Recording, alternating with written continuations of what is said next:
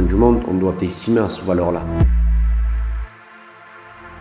En venant ici, il nous fait vraiment honneur puisqu'on est sur un grand projet, l'organisation de notre 100e anniversaire. Si tu viens dans un pays, c'est où tu fais du bien, où tu fais pas, tu rentres chez toi.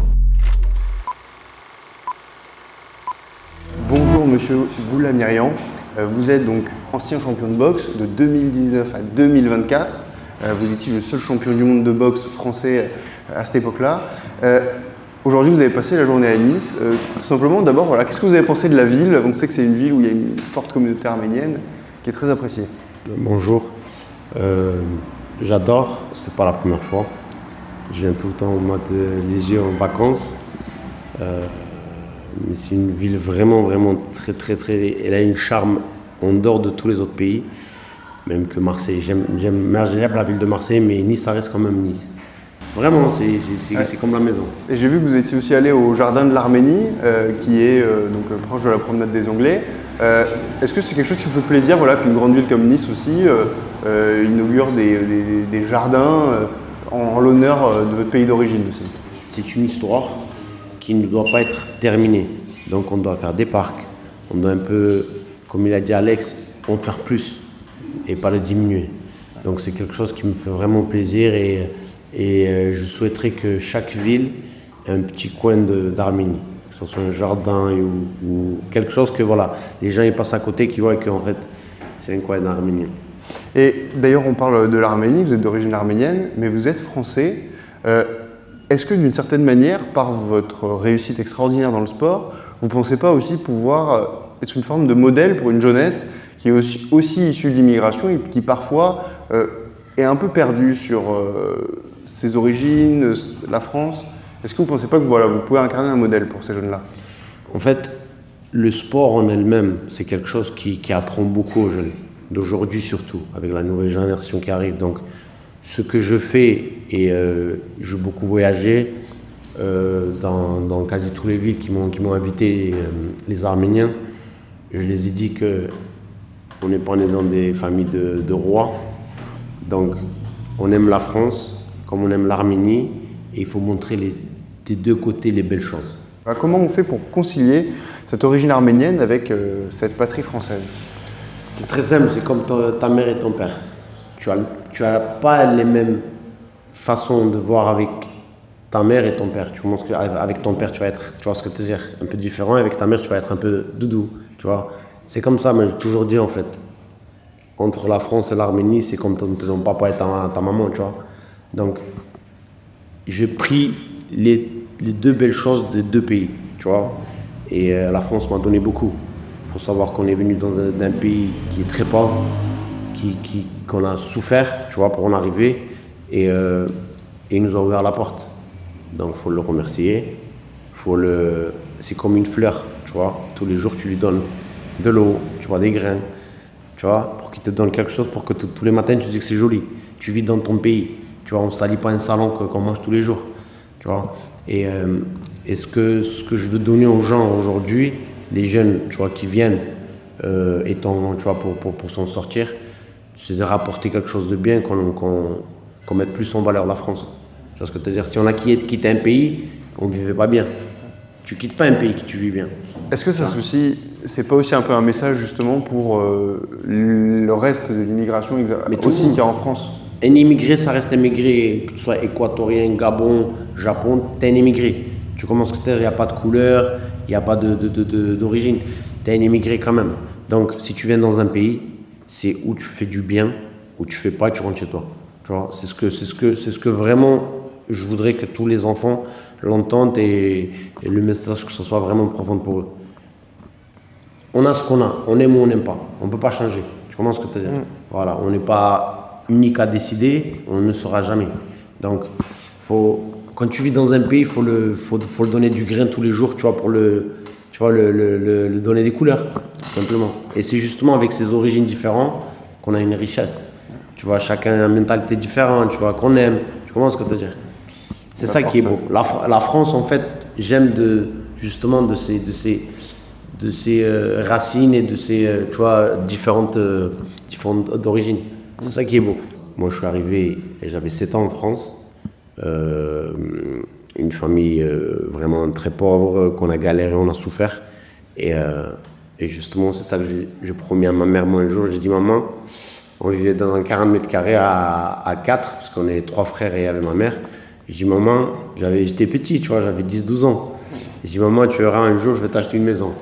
Tu vois, et ce jour est arrivé en 2019. Et c'est justement ces difficultés-là, ces origines que j'ai, que tu vois, on a vécu Gino aussi, des guerres, tu vois, qui t'endurcissent mentalement. Parce que tu dois faire la différence entre ton partage avec tes amis, ta famille, de vouloir la vision, ce que tu veux faire au plus tard, que ce soit à l'école, que ce soit au sport, tu vois, un moment avec ton ami, tu vois, c'est justement, c'est ces deux cultures qui te font la force. Et est-ce que parfois, justement, cette dureté dans la vie, cette difficulté, a pas aussi forgé un peu le mental du sportif? Ah oui, mais justement, c'est la vie que tu as menée. C'est ce que tu as vécu. Quand on te caresse trop, tu ne peux pas avoir le mental dur. Tu comprends ce que je veux dire? Je pense que je ne souhaiterais pas, mais je pense qu'il faut un petit coin de souffrance. Pas souffrance de te frapper ou quoi que ce soit, mais la vie tout court. Tu dois souffrir de quelque chose. Mais oui, pour t'endurcir. Ouais. Merci beaucoup. Pour t'endurcir et de faire la différence entre le bon et le bien. Quand tu as trop de bien, tu ne peux pas savoir le goût du mal. Tu vois? Donc justement, c'est ce mal aux plusieurs années qui va te faire que merci, bah tu vas déguster le bien en fait. Et tu vas le déguster en bien en mental dur. Bah d'ailleurs, on voit, c'est vrai que vous avez une routine de champion qui est assez impressionnante pour la plupart des gens. Le matin, vous vous levez extrêmement tôt. Je crois qu'il y a un footing quasiment tous les matins, si je ne dis pas de bêtises. Ensuite, après, c'est séances de sport. C'est vrai qu'il faut quand même un sacré mental pour pouvoir tenir une cadence en termes de sport. C'est pas tous les matins, je pense, qu'à 6-7 heures du matin, on a envie d'aller courir dans le froid, quand il fait froid, la pluie. Comment on fait comme ça pour tenir aussi sur le long terme? C'est justement parce que tout dépend de ce que tu veux faire. Tu vois ce que je veux dire? Mon coach Abel Sanchez, quand je suis arrivé en 2016, avril 2016 à Big Bear Lake, il m'a dit, Arsène, quand je reçois les boxeurs, c'est pas pour qu'ils deviennent champion d'Amérique ou champion de France ou champion d'Europe. Moi, je veux une seule ceinture, c'est la ceinture de champion du monde. Je suis là pour ça. C'est pas, j'ai quitté ma famille, mon pays, là où je suis bien au quotidien, pour venir m'enfermer à Big Bear Lake à 2500 mètres d'altitude. Tu vois, il n'y a rien à faire. Tu es là-bas, tu fais que t'entraîner. Tu comprends ce que je veux dire? Donc quand tu t'aides le matin pour aller courir, tu sais pourquoi tu es là. Tu fais pas 365. Tu vois, tu fais 8 semaines, 9 semaines, mais la gloire, c'est à la fin. Tu vois ce que je veux dire? Quand tu gagnes, tu sais, au quotidien, tu souffres. Du lundi au samedi, on s'entraîne, les sparring, tu vois, le physique. Tous les matins, il n'y a pas une seule boxeur sur terre, tu vois, qui se lève avec le sourire. C'est impossible. Tu le fais une semaine, ça te fait plaisir 10 jours, 20 jours. Mais on parle de 2 mois et demi des fois. Tu as vu, je suis resté des fois 10. Mon championnat du monde en 2018, quand je bats à Riyad Meri, je fais 13 semaines de préparation. Ça veut dire de lundi à samedi, 13 semaines. Et j'avais fait 165 rounds de sparring. Ça, quand tu dis à un boxeur, il dit il est fou ce garçon. Tu vois, mais je savais ce que je voulais. Je savais pourquoi je le voulais. Tu vois, donc quand tu te lèves le matin, tu sais que le temps est court, tu vois, mais tu sais pourquoi à la fin. Donc vous avez perdu votre titre de champion du monde en 2024. Est-ce que... Je donnais un cadeau. Est-ce que vous avez perdu aux décisions à la fin et c'est vrai que on se dit bon, est-ce qu'il va remonter sur le ring pour aller reprendre son titre? C'est depuis, on va dire, le 30 mars 2024. Bon, il s'est passé des choses avant, tu vois. Je perds pas une ceinture comme ça. Et je t'assure que tout le monde le sait d'ailleurs. Même son team, Golden Boy, Oscar de la Hoya, ils étaient tout choqués parce qu'en fait, j'ai passé depuis le Covid très très dur en fait. Tu vois, que ça soit les entraînements, au niveau de la promotion, la télé, tu vois, qui était Canal+ à l'époque. Tu sais qu'on on te met pas en valeur, tu vois. On ne te met pas à ta place de juste valeur en fait. Tu es champion du monde, on doit t'estimer à cette valeur-là, tu vois. Puisque moi, ce que je fais, je m'enferme, je souffre, tu vois. je donne le maximum justement pour que la ceinture il reste en France. Tu vois ce que je veux dire? Mais de ce côté-là, tu vois, tu as les médias, tu as les promoteurs, tu vois. Il y a beaucoup de choses, les ministres. Ouais, le milieu vous a pas assez mis en avant, vous trouvez? Qu'est-ce qu'il a dit, Teddy Riner? On n'est pas dans un pays de boxe. Je pense qu'il a tout dit sur ce court phrase, tu vois. On n'est pas dans un pays de sport. Il y a le foot. Enfin, quand je dis sport, je parle de tout, moi. On ne peut pas prendre sport que le foot, ou sport que le tennis, ou que le rugby. Le sport, c'est un tout, tu vois. Et chaque sport, il doit avoir sa valeur, tu vois, de ce qu'il rapporte. Tu commences ce que tu veux dire? On a des champions, mais on le montre plus que le foot, puisqu'on a des champions, puisqu'ils représentent le pays, puisque c'est quelque chose qui donne, tu vois, qui donne des étoiles devant des millions de télé, devant des millions de personnes, tu vois. Et je pense qu'il n'est pas mis en valeur. Surtout la boxe, tu vois, parce que c'est quand même un sport c'est pas un sport riche, c'est connu, tu vois ce que je veux dire, c'est que de la bagarre et des gens qui sont sortis de rien, ils ont réussi. Tu vois, quand tu vois les grandes histoires, les Tyson et tout ça, tu vois, les Mohamed Ali, ils sont venus de rien, tu vois. Mais c'est là avec la boxe qu'ils ont fait quelque chose. C'est avec la boxe qu'ils ont mis leur nom, qu'ils ont représenté des pays et tout ça, tu vois. Et je pense qu'il n'est pas mis vraiment en valeur. Et ce qui a fait que depuis on va dire, le Covid, bon, Canal, ils ont arrêté, le contrat a été annulé. Sébastien Carès, le promoteur, il ne savait plus parce que tu sais, il faut un budget. Tu vois, et t'as pas de budget, tu peux être qui tu veux, tu peux être Mike Tyson, tu peux être un tueur. Si on ne te fait pas boxer, tu fais quoi? Tu vois, t'avances pas. Ça veut dire qu'en 4 ans, je fais 2 combats. Tu vois, tu peux rater des entraînements, mais jamais un combat parce que c'est avec ça que tu te nourris, que tu deviens encore plus fort. Alors, on remplace pas les combats pour s'entraîner. Merci beaucoup. Donc c'est ça qui m'a tué en fait. J'y étais plus parce que même 2023, l'ancien promoteur, il m'a fait que monter, tu vois, mentir. Tu boxes en mars, tu boxes en juin, tu boxes en mai, tu vois. Je faisais que m'entraîner. Mais mentalement, tu peux être Rocky. Tu vois, à un moment donné, tu fais que t'entraîner loin, tu vis pas, tu vois. Tu t'affaiblis à force, tu vois. Et ce qui s'est passé 2023, je pars aux États-Unis en septembre. On part au procès avec l'ancien promoteur, tu vois, Yohan Zawi. Et à partir de là, en fait, tout s'est passé comme pas prévu, tu vois. Tu vois, j'étais énervé, j'étais plus dedans, je m'entraînais, je faisais des sparring juste pour faire et pas pour gagner. Et sur le ring, ça a montré. J'étais là, mais je savais même pas ce que je faisais, tu vois, j'avais trop de haine en moi, tu comprends ce que je veux dire. Il y avait trop d'accumulation de rage, vraiment. Et donc là, vous avez un peu appris entre guillemets, ces défauts-là d'entraînement pour justement, là, vous réentraîner dans les meilleures conditions et peut-être reprendre le titre au final? Pourquoi pas, je suis avec mon manager aux États-Unis que je discute. Il me dit de faire au minimum 2 combats. J'ai un nom, que ce soit dans les 4 fédérations dans le monde de la boxe. Et j'ai un nom, surtout dans la WBA, que j'étais champion du monde pendant 4 fois. Et le président, il m'a dit, Arsène, c'est quand tu reviens, il n'y a aucun problème. Je vais te mettre challenger officiel et tu feras ton championnat du monde, c'est avec plaisir. Parce qu'il connaît mon histoire, il sait la souffrance que j'ai eue pendant 4 ans, tu sais. On a discuté. Et voilà, c'est juste qu'en ce moment, en fait, je suis un peu dans le business, on va dire. Je coupais depuis, on va dire, maintenant 1 an, tu sais. Vraiment pour éliminer tous ces mauvaises ondes que j'avais dans la tête de la boxe, parce qu'il m'avait à la fois un peu dégoûté. J'étais vraiment dégoûté, tu vois, de ce qui s'est passé quand tu as une ceinture championne du monde en France, qu'on n'a pas eu depuis 2007. Tu vois, et que t'es pas mis en valeur, on s'en occupe pas comme tu dois mériter. Tu vois, c'est à force, à un certain temps, tu commences à t'en dégoûter, tu commences à te dire. Et c'est ce qui s'est passé avec moi. Okay. Bon bah. En tout cas, voilà, je garde que des belles choses. Voilà. Je garde que des belles choses parce que c'est avec ça que je suis aujourd'hui ici. C'est avec ça que quand je marche dans la rue, comme tout à l'heure, tu vois, les gens me reconnaissent. Je garde que des belles choses. On peut pas rester sur une seule chose mauvaise alors que j'ai eu des millions de belles choses, tu vois, de la boxe. Tu vois. Donc finissons sur une note de positivité, ça va. Toujours. On va revenir dans très peu de temps. Bon, bah, super, merci beaucoup. Merci à vous. Bonjour Alexandre Saradjian. Aujourd'hui, le champion de boxe Arsène Goulamirian est venu soutenir l'Union sportive arménienne de Nice, dont vous êtes aujourd'hui le président. Quelques semaines avant que vous fêtiez votre centenaire. Qu'est-ce que ça vous fait?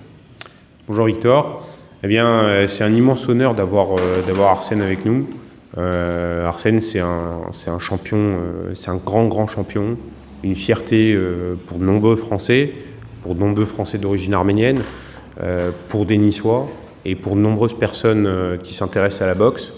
En venant ici, il nous fait vraiment honneur puisque on est sur un grand projet, l'organisation de notre 100e anniversaire, et qu'on est un champion d'une dimension internationale comme lui et qui a porté les valeurs de la France, les couleurs de la France au plus haut niveau avec un cœur arménien avec lui, et ben pour nous c'est complètement notre ADN de ce club-là. Et en plus, c'est une fierté d'avoir une personne comme lui qui nous fait l'honneur de venir nous soutenir pour l'organisation de ce 100e anniversaire qui est quand même très symbolique. Il faut savoir que le club a été fondé en 1925 et en fait la fondation du club s'est faite dans un contexte historique très douloureux. En fait, les Arméniens sont arrivés en France très majoritairement en 1922 au camp Odo pour commencer à Marseille, et puis une partie des Arméniens ont de suite émigré à Nice et se sont installés dans la cité arménienne, un peu plus haut que le siège de l'Union sportive arménienne où nous sommes. Et de là, les Arméniens ont eu deux réflexes. D'une part évidemment de s'installer et de perpétuer en fait leur culture d'une certaine façon, donc leur chrétienté. Ce pourquoi ils ont fait l'objet d'un génocide, parce qu'ils étaient arméniens et chrétiens, donc ce qui est aujourd'hui la Turquie, mais qui était l'Arménie historique. Et ils ont eu un second réflexe immédiat, qui est on arrive en France, on n'a pas envie de rester communautarisé. On a envie d'aller rencontrer les autochtones, les Niçois, les Français. Et puis qu'est-ce qu'on a fait ? On a créé un club, l'Union sportive arménienne. L'Union sportive arménienne, c'était en fait l'ouverture de cette très jeune communauté arménienne de Nice sur Nice et sur la France. Puisque dès le début, les Arméniens ont été jouer au foot, au basket, ont été faire de l'athlétisme en rencontrant en fait de nombreuses équipes, dont notamment le GC Nice à l'époque, puisqu'il faut savoir que dans les archives du club, on a une victoire de l'Union sportive arménienne contre le GC Nice, donc ce qui est notre petite fierté au club, puisque l'ADN du club, ça a toujours été un club qui a fait les petites divisions, etc. Mais notre petite fierté, c'est d'avoir gagné contre le GC Nice, qui est aujourd'hui ce grand club que nous soutenons ici aussi. L'Union sportive arménienne, tout d'abord, c'est un club qui repart un peu de zéro. Il faut le savoir. C'est un club qui a vécu de nombreuses difficultés, notamment liées à des enjeux locaux et malheureusement à certains changements de salles, etc. J'ai repris le club il y a quelques années, en conservant aussi des membres de l'ancien bureau, parce que pour moi, il faut travailler avec les anciens. Et on est reparti avec une structure du club très, très amoindrie. Et donc on est reparti de zéro, quasiment de zéro. On n'a conservé qu'une seule équipe de basket senior, en loisir. Et puis petit à petit, au bout de 1 an, 2 ans, 3 ans, on a commencé à faire des équipes de basket mini. C'est-à-dire qu'on a ouvert de U7 jusqu'à, même avant, de U5 jusqu'à U11, U13. On a des équipes de petits qui viennent, qui s'entraînent en mini-basket, qui font des entraînements, des plateaux. On a une petite équipe de football de U6 qui s'entraîne régulièrement à la Madeleine, juste en face au stade Nicolas-Hy. Et puis, on a des jeunes qui ont monté des équipes de volley, qui ont monté des équipes de futsal, et le club permet ça notamment avec des structures privées. Et donc en fait, on joue un peu sur ces deux axes, et il faut le voir dans nos équipes, par exemple, surtout chez les petits. On a pris à la fois des petits qui sont issus de la communauté arménienne, mais aussi des petits du quartier qui cherchaient un petit club pour aller s'entraîner. Et puis le club a ouvert ses portes, puisque par essence, c'est un club qui est du quartier. Et donc le centenaire, concrètement, en quoi est-ce qu'il va consister, pour finir ? Le centenaire, en réalité, il est là pour faire œuvre d'une continuité du club. Il faut savoir que l'Union sportive arménienne, c'est le plus vieux club, et surtout la plus vieille association arménienne de Nice, en continuité. On ne s'est jamais stoppé depuis 1925. Il faut le savoir. Pendant la Seconde Guerre mondiale, alors que Nice était occupée, l'Union sportive arménienne continuait à exister. voilà, à l'après-guerre, l'Union sportive arménienne continue à exister. Alors évidemment, on repart de zéro à chaque fois, mais le club existe, il a des adhérents, il continue, d'origine arménienne effectivement, mais aussi des adhérents du quartier. Et en quoi ça va consister? Eh bien, l'Union sportive arménienne, c'est une histoire intime entre cette communauté arménienne de Nice et Nice. C'est ces orphelins arméniens qui sont devenus niçois, qui sont devenus français, qui, comme Charles Aznavour, aujourd'hui on était avec Arsène au Jardin de l'Arménie, on a été devant la statue de Charles Aznavour, eh ben, on est 100% français, 100% arménien, parce qu'on l'a dans le cœur, c'est nos racines, mais pourtant on est français, on aime ce pays, on se battrait pour lui, comme l'ont fait de nombreux Français d'origine arménienne en tant que résistants. Et la réalité de ce centenaire, c'est ça. C'est un événement où le club veut montrer qu'on a une histoire intime avec Nice. Ça se déroulera le 25 octobre prochain. Ce sera un grand tournoi toute la journée, un tournoi multisport, ouvert aux petits et aux plus grands. C'est aussi une fête du sport amateur. Et donc, c'est sur cet événement-là, qui va se dérouler le 25 octobre, qu'on veut organiser un tournoi multisport. Donc voilà, il y aura du football, on l'espère, du basket, du volley, des échecs et du backgammon, puisque c'est aussi des sports importants. Ça réunit les plus anciens, mais ça réunit aussi les gens du quartier, et ça c'est important, puisqu'il ne faut pas oublier, c'est un club de quartier, de la pétanque pourquoi pas aussi. C'est un sport qui est apprécié chez les Arméniens, mais pas que chez les Arméniens, hein. Avec le petit jaune, c'est le Niçois aussi qui profite. Mais voilà, il y a cette idée-là, et puis on terminerait par un grand gala le soir. Et justement, Arsène est là pour nous soutenir, parce que sa démarche, c'est voilà, encourager ce petit club qui est né il y a 100 ans, pour en faire on va dire un beau gala, et un gala qui mêlerait cette culture arménienne à une culture niçoise française. Et ça, pour nous, c'est ce qui lierait à jamais Nice et sa petite communauté arménienne qui je crois, a toujours son importance ici et son amour surtout de la ville.